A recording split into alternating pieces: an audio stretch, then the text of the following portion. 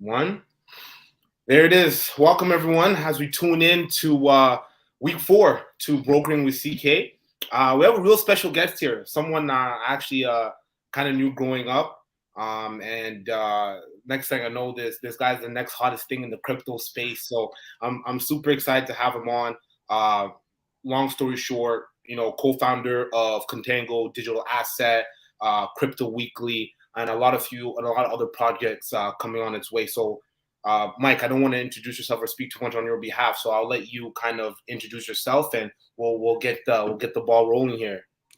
Sounds good. Thanks so much, Charles. And great connecting again. I know we got deep roots, most of it deep roots in basketball, but it's great to see we're both kind of coming up and thriving in our own directions. I'll give a quick introduction on myself. So my name is Mike Grantis. I kind of got into the crypto space in 2016, cut my teeth working for a digital asset brokerage in Canada called Sat Street. Helped high net worth individuals and institutions get exposure to crypto and to Bitcoin and other digital assets. Later on, left that to start a crypto media company called CryptoWeekly. And then finally, just last year, started Contango Digital Assets with my partner, Josh Field. And, the growth has been pretty tremendous and pretty humbling to see over the last year. We've invested in 38 projects. We've deployed about $4 million in capital. Our team has grown from 2 people to 10 people within the year. And we're just really humbled and blessed to be in the space that we're in and to be able to kind of share the good word of crypto to the rest of the market. No, wow. So there's a lot to unpack there. But no, honestly, it's amazing. Naturally, 2016, you got into crypto. I really want to know, what was the inspiration? Like, was this something? Crypto is a newer technology to the world, but like, what was the catalyst that got you into crypto in the beginning and led you down this rabbit hole, which led you till now? Yeah, that's a good question. I think, the first thing, I kind of started off as a bit of a gold bug, and understanding kind of sound money and the thesis of kind of Austrian economics and having a fixed or finite supply of money. And so I stumbled across this one YouTube content series called Hidden Secrets of Money. And I'd highly recommend anybody that hasn't seen it, check it out. It's by Mike Maloney, who's kind of a big head in the gold space. And really, it talks about gold and the value that gold has had over 5,000 years. Right. And really, it makes a lot of parallels to what Bitcoin is today. And so I kind of looked at gold, at Bitcoin as gold 2.0, and really that was the start of my journey. I had no idea where it would lead me to today, and kind of all the incredible companies that we're meeting with and new technologies that we're investing in. But really, the heart of me getting into the space was Bitcoin, and then the rest is history. From there, the space has grown obviously tremendously in the last 5 years. And so this kind of circumference of knowledge that we have to have in the crypto space just keeps growing. But really the genesis of it for me was sound money. Sound money. Good to know. So, I've been binging a lot of your previous podcasts, right? So you did a big one with Wealth Without Bay Street. You did another one with Mad Profits. And naturally, I love the way you were able to articulate what is Bitcoin in such a digestible fashion for, me, myself. I'm newer to the Bitcoin space. I was hoping you can share some of that as well. Like, what is Bitcoin? And we can kind of take a deeper dive into that. Yeah. I mean, at its core, Bitcoin is really just money for the internet, right? It's a network of monetary value that can be shared peer-to-peer electronically around the world. But there's really 2 core features that make Bitcoin so valuable. One of them, as I just explained, is the finite nature of Bitcoin. Right. So really, there will only ever be 21 million Bitcoin in the world. So we don't have the ability to keep printing, millions of new Bitcoin, just like we print millions of new dollars into circulation. What happens when you print another dollar into circulation is it steals purchasing power away from the other dollars in circulation. And that's why we have inflation. Correct. So with Bitcoin, there will only ever be this fixed amount of 21 million Bitcoin. and we can't print any more of it. So Right. it's pretty much like, in real estate, people love this. It's like buying real estate on the most expensive and most valuable digital network on earth. The second thing that makes Bitcoin so valuable is the network effect. So Bitcoin is really the first time in history we've had a monetary value or a money Right. whose value is tied to the network effect. And so we know that Facebook and Amazon have value because of the network effect, how many people are using it, how many people are buying from it, etc. The same principles apply to Bitcoin. The Right. more people that use the monetary network, the more nodes, for example, that are in the network, the higher the value of the currency.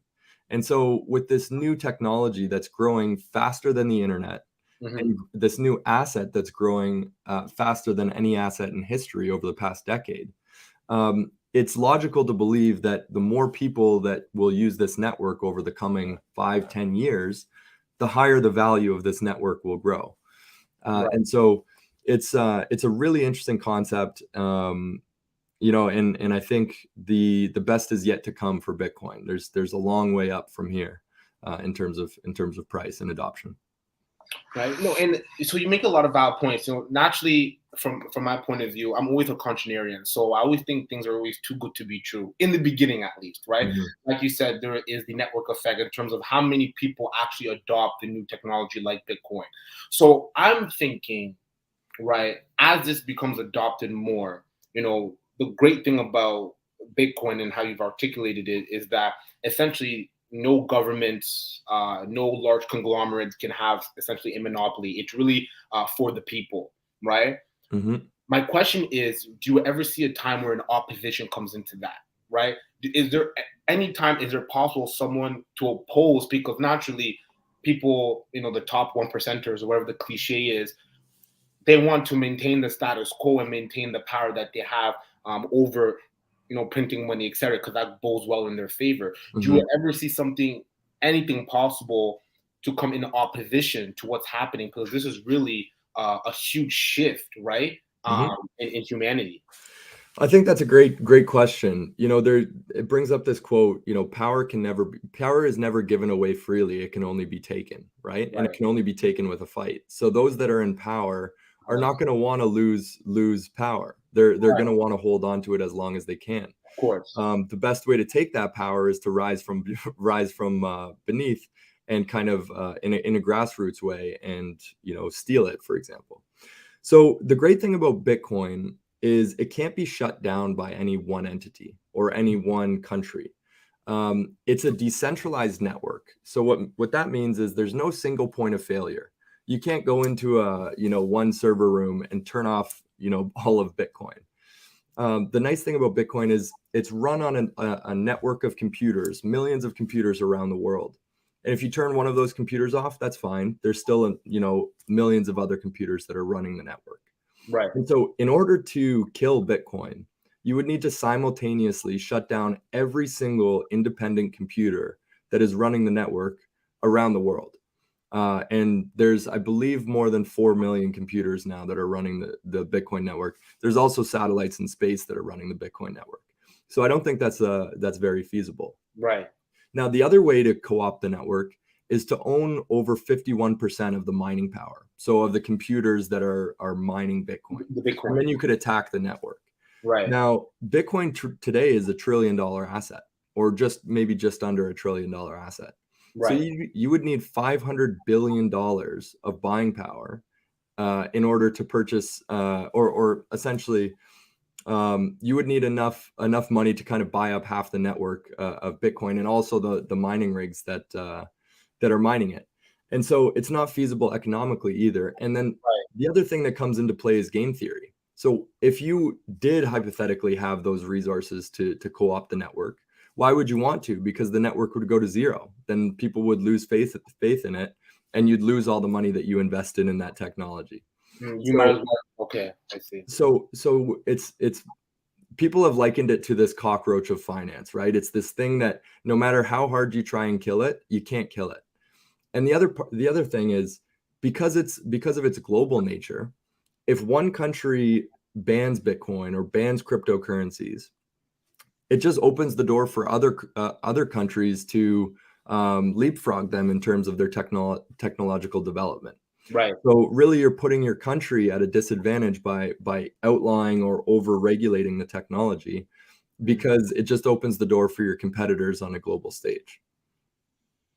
Right. And why would you want to your quote unquote enemies have a technological advantage over you? Exactly. Which would lead to regardless of mass adoption, whether you like it or not. Yeah, exactly. Now, I should make it clear that right now I'm talking about Bitcoin, right? Bitcoin is just one of many cryptocurrencies. Of course. What we do at Contango is we invest in early stage cryptocurrency projects, or Web3 projects, as we would call them, that we think have potential to scale to millions or billions of people. And so not everything does what Bitcoin does. Bitcoin has this very specific purpose of being a store of value. There are other cryptocurrencies, or tokens, you might call them, that have very different functionalities. In the same way, you wouldn't say every website is the same because it's a website. There are so many different websites that do so many different things. Tokens are just this next new digital primitive that you can do so many different things with.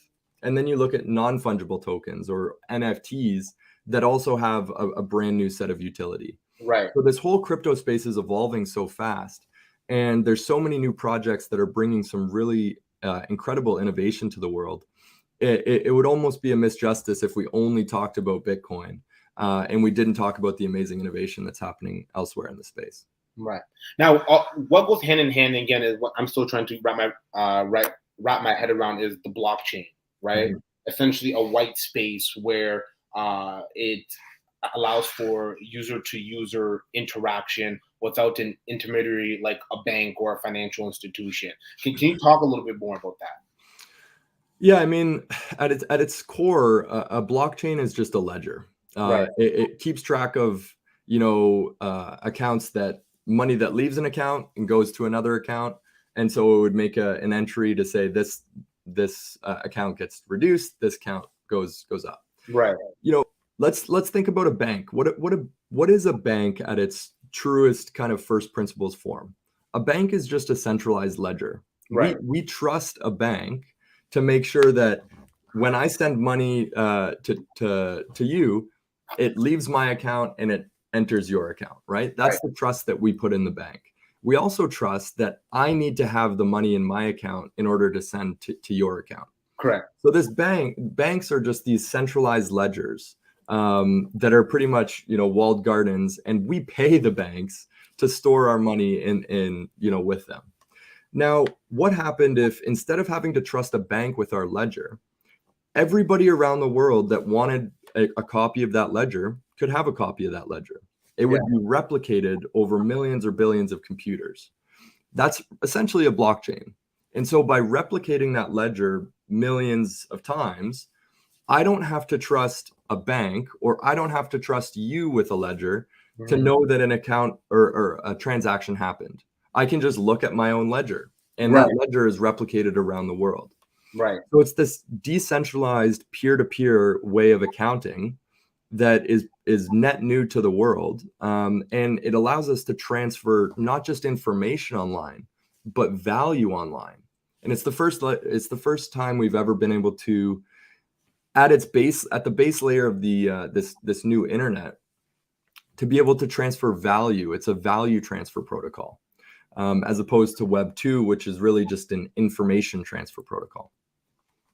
So that was actually, I want to lead into that, but I guess we're going to jump right into it. You mentioned Web 2, Web 3. What's really the difference here? Yeah, I mean, let's start with Web 1, right? So when the internet was invented, at first it was invented by the U.S. government to transfer information, overseas in case of to essentially warn people in case of war, right? Right. That said, there's been so many developments since then. But Web 1 essentially was just static images online. So think about it like you would go to this website, it would have information, maybe it's a menu at a restaurant, maybe it's information on a concert, but it's really just this one-sided push information, no communication back and forth. That was Web 1. Then Web 2 came around, and it gave us the ability to interact online. So not just pushing a static web page, but also have the ability to communicate, to share information back and forth, to send messages. And that gave rise to what we now think of as the internet today, which is all the kind of social media networks that we have, YouTube, all that stuff, right? Comments online, likes and posts. Web 3 is taking that one step further and allowing not just communication in terms of information, but communication in terms of value as well. So I can peer-to-peer send anybody around the world money in the form of Bitcoin or other cryptocurrencies without any intermediary sitting in the middle. And so it's kind of this native layer of value transfer that lives on the internet. And so that's kind of the difference between Web 1, 2, and 3. I hope that makes sense. No, it definitely does. It definitely does. And, again, back to my contrarian roots, now I'm thinking in terms of a Web 3. So with the mass adoption that's happening, we're seeing a lot of the larger, specifically the American banks, adopting cryptocurrencies within their platforms. So now I'm thinking, well, banks are a multi-trillion-dollar business. It runs the world, right? If they can't be an intermediary between you and I, they lose its value. Essentially, they go under, right? So and maybe you being the inside guy, banks adopting now this new technology, how does that benefit them? Because technically, at this point in time, as cryptocurrency begins to get adopted, technologies become more advanced within the crypto space, we're going to slowly wean off of our financial institutions, right? Because we're starting to see things like decentralized mortgages. I'm starting to hear that now and things of that nature. Yeah, I mean, that's a really good question as well. I think, one thing we have to distinguish is decentralized cryptocurrency versus centralized cryptocurrency. And so, another interesting thing that we need to kind of mention is there's a difference between digitizing money and true decentralized cryptocurrency. So what most developed governments around the world are working on today that are building and probably going to be in circulation in the next few years are what's called central bank digital currencies. Now, those will be built on some semblance of a blockchain framework, but they'll be centralized and owned by the government or owned by the Fed. And to put it simply, this is kind of programmable money for the Fed. So everybody in the United States will have a bank account directly with the Fed. The Fed will be able to inject certain bank accounts with money. They'll be able to take that money away. They'll be able to automatically take taxes from you. They'll be able to freeze accounts.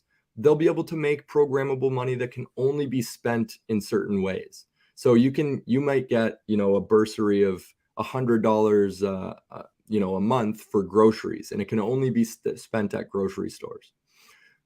So this concept of programmable money, well, it does make the system a lot more efficient. And there will be some benefits. There's this huge overarching risk of giving the government too much power, right?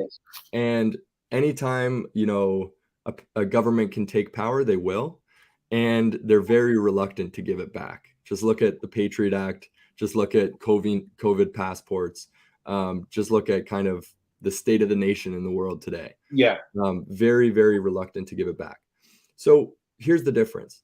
We now have what are called stable coins. So these are cryptocurrencies that are pegged to the US dollar. They hold a peg of the US dollar. There are private companies that are issuing these stable coins that are pegged to the dollar because they have a one-to-one reserve of either cash or bonds or financial assets to be a one-to-one reserve for these what the digital currencies that are in circulation.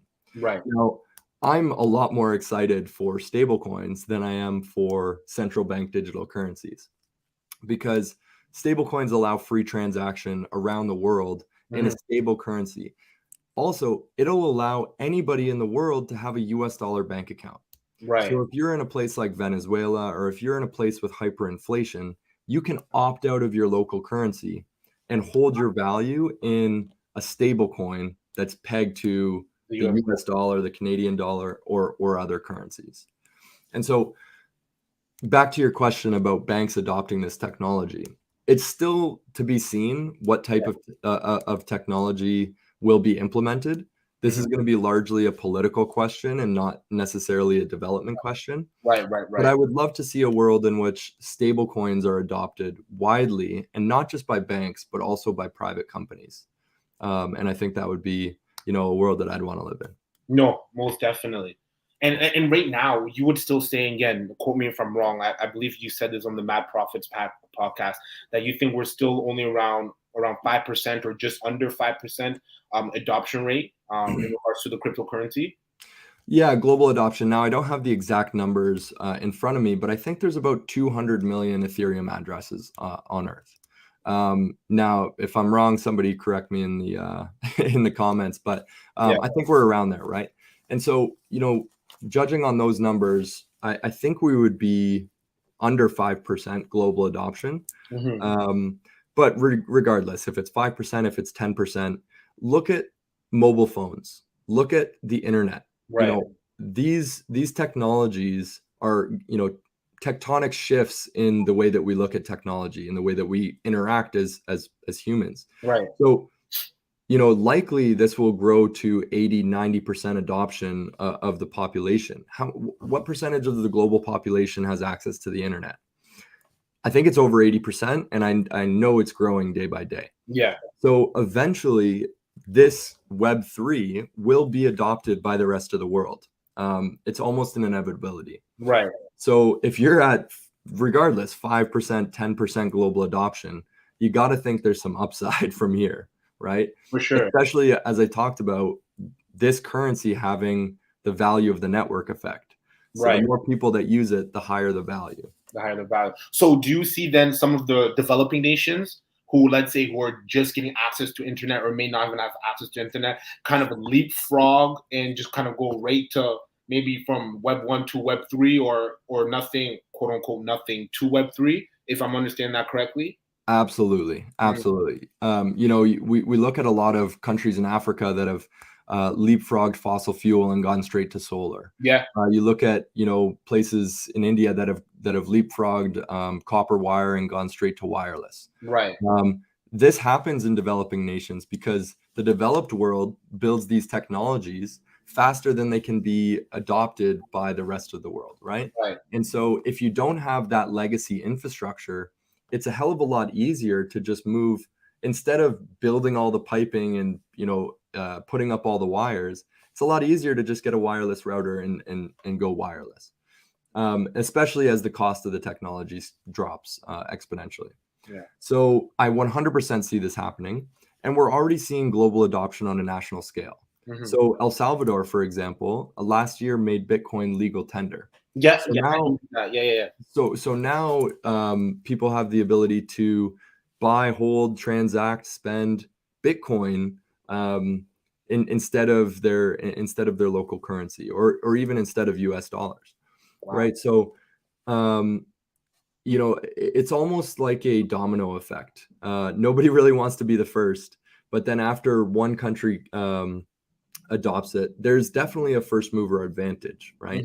But once you see one country adopt it, it becomes easier for others to continue to follow suit, until eventually there's a waterfall and everybody, every country around the world has some sort of Bitcoin or cryptocurrency strategy. Right.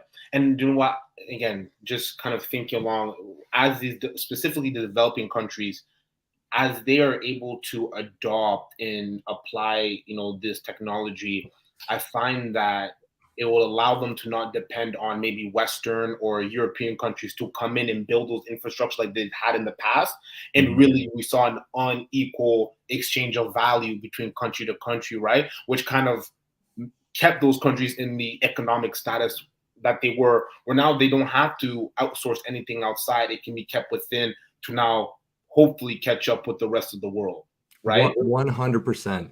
And if you look at, a major source of GDP for a lot of these countries is remittances from, from their nationals working abroad and sending money back home. But what happens when, a house worker from the Philippines that's working in Canada sends money back home to her family in the Philippines?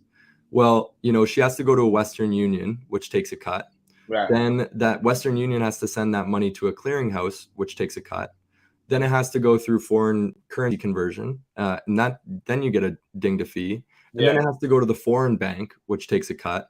And then it would have to go to, the courier, whoever sends the money, to their family, who takes a fee.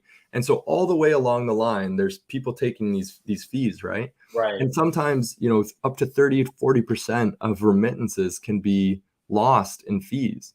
So think about the value, not only fees, but the time it takes for the money to get back home.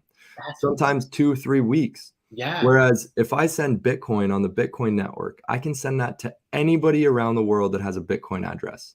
It can get to you in under a second, on the Lightning Network. You can have almost instantaneous finite transaction settlement, right? And at a fraction of the cost. And so instantaneously, it rises all these countries that are major receivers of foreign remittance. It rises their status immensely if their population just starts to use Bitcoin as opposed to legacy systems like Western Union. For sure. And I guess my last question on this topic, because I deal with this all the time, I'm thinking this is an anti-money laundering nightmare, is it not? No, actually, that tends to be the narrative that the media spins is, money laundering. Actually, Bitcoin is a terrible network to use for money launderers. Why because it's natively transparent. Every transaction on the Bitcoin blockchain is broadcast publicly. So there are already companies that are working with the government, Chainalysis being one of them, that can essentially be detectives and look through transactions that happen on this public blockchain. And track and trace, funds that come from illicit sources, right? Yeah. So it's actually a terrible place for a criminal because everything you're doing is fully out in the open. But don't be fooled. That will be the narrative that media tells to the public in order to retain power, as we were talking about earlier. That to convince people not to adopt it, which will allow less, allow them to have first mover advantage. Exactly. Nice. Exactly. Let's shift the conversation, because I do want to talk a little bit more about you and what you got going on, right? So Contango, man, this is big. What was the inspiration behind this? I mean, honestly, seeing the amazing founders and projects that are building in the space, I've been investing in crypto, as I said, since 2016. But really where the value is to be had is getting in early stage, right? Getting in, understanding the team, understanding the founders, helping teams build their product, and actually having an active hand in a strategic role in these companies. That's where value is to be had. And so myself and my partner, we looked at this space and we said, hey, let's pool some money together. Let's get a group of investors and start investing in these early stage projects. Now, there's two sides to the equation. One, you have to have capital, and two, you have to have deal flow. And so on the deal flow side, what we did was we tried to get as well connected in the crypto space as we could. So we took an audit of who we knew and who we didn't know. And then we made it our mission to really seek out those people in the industry, those strategic partners, and make as many connections as we could.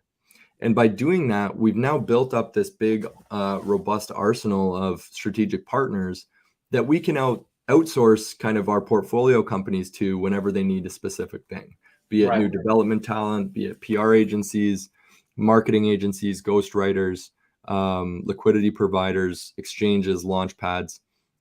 We've got a great network now. So that's kind of one side of the equation that I think we capitalized on very well.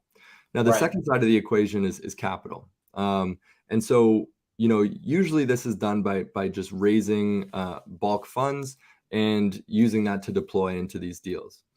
We went down that road originally, trying to launch a traditional venture capital fund in Canada, because we wanted to be kind of by Canadians for Canadians type of offering. Right. We spent a lot of time and money trying to get registered and regulated, and eventually realized that the Canadian regulatory landscape just wasn't ready for what we were trying to do. And so we pivoted and we launched a service-based business in British Virgin Islands. And so what this means is now we have this syndicate of investors. So we have about 170 accredited investors in our syndicate. And then we post deals to those investors on a deal-by-deal basis. Right. So they are then responsible for doing their own due diligence, investing on a deal-by-deal basis, however much or little they would like. And then we pool that capital together, send it to the companies, and then as those tokens start to vest, we then distribute them right out to the investors. So we don't take any fiduciary action on behalf of our investors. Essentially, what we're acting as today is a pooling and distribution service. Right. That said, we realize that this pooling and distribution service is really good for crypto natives. It's good for people that know what they're doing in crypto, that know how to transact, that know how to make trades and sell their coins. But it's not good for all that traditional finance money that's just sitting on the sidelines trying to get in. Right. And so now what we're doing is we're raising a fund, a traditional fund, a $10 million fund that we will then use to deploy into these deals, and invest on behalf of our LPs or our investors. So we're going to have two wings to the company. We're going to have the syndicate side, which is for the crypto natives or the people that want to do their own due diligence on their projects, and then the fund, which is going to be for traditional investors that want to just give us a lump sum of money and let us do it for them. So two sides for two different types of investors, whatever you see fit. But to date, the results have been great. I mean, since we started investing, we've outperformed Bitcoin by 107%. We've outperformed Ethereum by 111%, and we outperformed the S&P by 90%. So we've been doing well. And that being said, those numbers are probably underestimated because that's just current price versus purchase price. Right. Whereas it doesn't take into account the kind of times that we've sold at kind of all-time highs and made multiples on our return.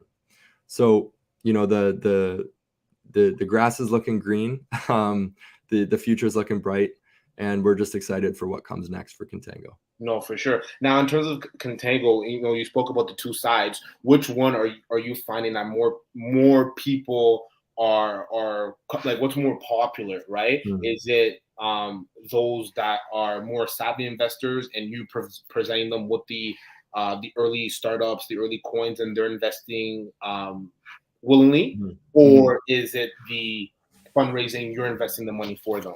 Yeah.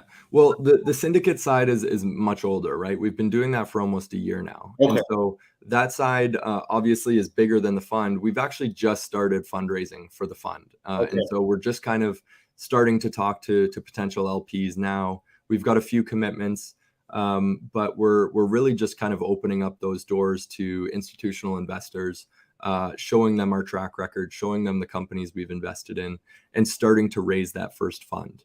Right. Now, the idea is we raise this kind of relatively smaller $10 million fund first. We show a track record over 5 years of what we can do, and then we take the results of that and then leverage it to raise a substantially larger fund. Hopefully by then, making ourselves one of the top names in the venture capital space in crypto. No, and I think you're onto something there. I can only, again, I'm not entirely in this space, so I can only relate it back to more of my real estate investing background, where I find that there are a lot of people.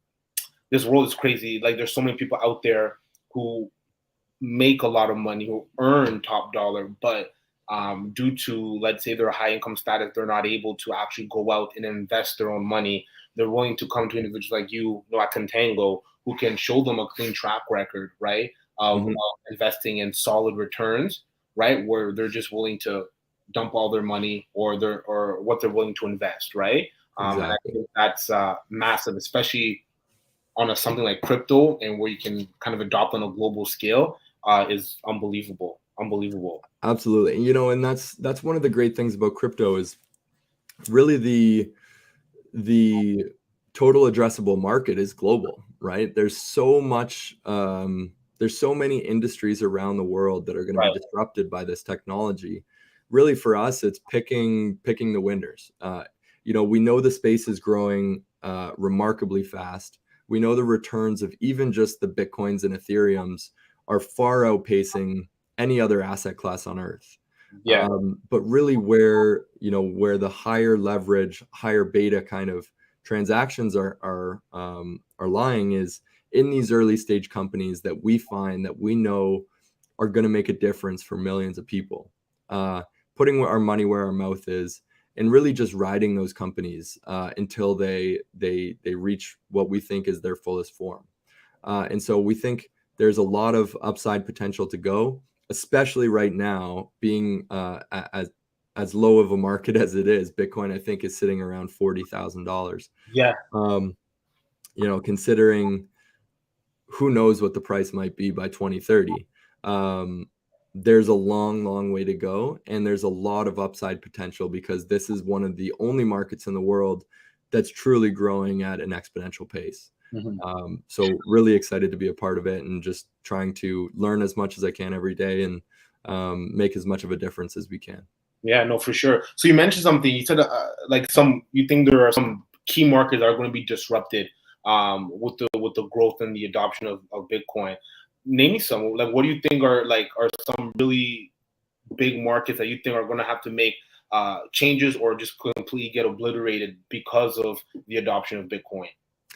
Well, I mean, it's a good thing that you're thinking of crypto now, because I would say real estate is definitely one of them. So you're definitely on the right path here. But yeah, like look at real estate, right? It's one of historically the best asset classes to invest in, but so many people are now priced out of real estate. So you know they can't invest in a home, they can't buy a home, they can't own their place of residence, and so they're forced to rent. We're in this renter society. Yeah. But what if we could fractionalize real estate? What if you could buy 1/1000th of a house and still, you know, get the upside appreciation of the value of that house? Well, I'm sure a lot of people would want to do that, right? Even if they can't afford their whole house, they might want, you know, to own a fraction of it. They also might want to own a fraction of houses around the world, so they have more kind of geopolitical diversity, right? Right. And so there's so much upside to being able to fractionalize real estate in the means of tokens. And I think that's a huge use case that's coming down the pipe for crypto. I would say another one is insurance, right? Having a decentralized insurance company. How many people have fought over claims and tried to claw back money from insurance companies that just don't have any incentive to want to pay out? What if you had a insurance contract that was built on a smart contract that said, if this happened, unequivocally, you will be paid out. Right. If you get this farmer's insurance and it doesn't rain 30% of the year, you will get this payout, right? There's so much use case for decentralization in crypto, especially in insurance. I think that's going to be a big use case. I think for NFTs specifically, I think ownership and tokenization of real world assets is going to be big. Being able to show property rights, land ownership, owning a car, you know, showing that this car has been serviced on X date. You can't roll back the speedometer anymore. So having just more provability of real world assets, I think, is going to be really important. I would also say in academics, you know, NFTing, you know, content that you produce, NFTing research reports and papers. So, you know, unequivocally this person wrote this article, right. and they have ownership over the work that they've done. So there's going to be a lot in music. I mean, so many industries, right? Yeah. So many industries are going to be disintermediated, going to be totally uprooted. And I think at the end of the day, it's all for the betterment of the consumer. And so that's what makes me really happy. Let's disrupt these multi-billion-dollar industries and, show them why the people really matter. See, Mike, I knew there was a reason why I liked you. I like that. I like that. No, for sure. But do you know what, man? We talk about so many things. I do want to make sure we get to this as well. You also are the founder of CryptoWeekly, right? Speak to a little bit about that.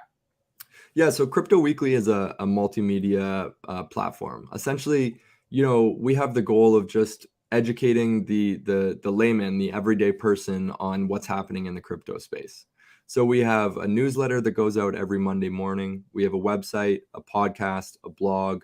And essentially what we're trying to do is just educate people really in a non-biased way on what's happening in the crypto space. There's a lot of noise to be had in crypto. There's a lot of people trying to pump their own bags. Yeah. And really what we're trying to do is just provide a source of information on what's happening kind of both in the crypto space, but also in the geopolitical space, and relating that back to crypto and how that might affect crypto markets. Right. So if you're interested, you can take a look at cryptoweekly.co. You can sign up to the newsletter that comes out on Monday mornings. It's just kind of a quick dose of information on what's happening in the space. We do some technical analysis on Bitcoin prices, Ethereum prices, and we also just tell some good stories. So check that out if you're interested. No, most definitely. And on the replay, I want to make sure that Mel cuts that up for sure. And we put that out just because I find that's really, really important to have individuals like yourself who are willing to provide, so much free knowledge and education and being a disruptor. Because man, information's out there. You just got to grab it. Right. And then once you grab it, you got to apply it. That's the main thing. So, do you know what? I want to thank you. Thank you so much for taking these, the 45 minutes. Of your time, because I know you're a busy guy, to kind of speak to my audience, and I think this one is going to be a good one, especially on the replay. So thanks again, Mike. Awesome, Charles, man. It's been an absolute pleasure. Congrats on all your success so far. Great to see you killing it as much as you are, and just looking forward to seeing the great things that are to come for both of us in 2022. No, for sure. This is only the beginning. This is I'm confident this is only going to be the first of many conversations between you and I. Absolutely. Look forward to them. All right, man. Awesome, guys. There it is. Episode 4 of Brokering with CK. We have Mike Grantis in the house talking everything crypto, blockchain. All right, Contango, CryptoWeekly. Make sure you follow him on Twitter and on LinkedIn. All right. You also have a course. I totally forgot about that. My apologies. Yeah. Quickly, just maybe 30 seconds or less, because I think that would be very, very valuable for anyone who's looking to understand a little bit more about the crypto space. Sure. Yeah. So Bitcoin 101 is a course that I created originally just for friends and family to teach them about cryptocurrencies. I launched it on Udemy, I think in 2020.